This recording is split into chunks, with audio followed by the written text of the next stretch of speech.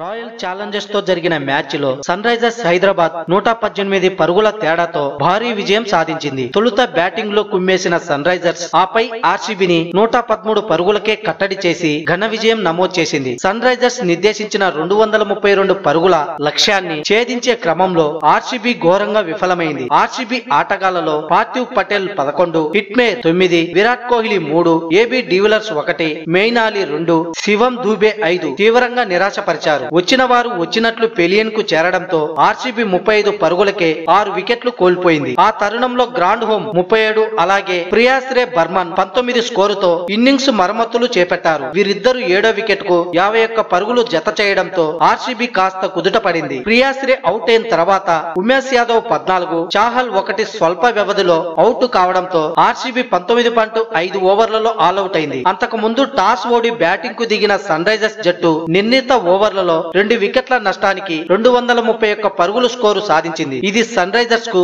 అత్యుత్తమ score. Bairstow 56 బంతుల్లో 12 ఫోర్లు 7 సిక్సర్ల సహాయంతో 114 స్కోరుతో అదరగొట్టగా, డేవిడ్ వార్నర్ 55 బంతుల్లో 5 ఫోర్లు 5 సిక్సర్ల సహాయంతో 100 స్కోరుతో నాట్అవుట్ గా నిలిచారు. వీరిద్దరూ రెచ్చిపోయి ఆడడంతో సన్ రైజర్స్ భారీ స్కోరు చేసింది. అయితే లక్ష్య ఛేదనలో ఆర్సీబీ ఆది నుంచే తడబడుతూ బ్యాటింగ్ చేసి ఘోర ఓటమిని చవిచూసింది. ఇది సన్ రైజర్స్ కు రెండో విజయం కాగా ఆర్సీబీకి 3వ ఓటమి.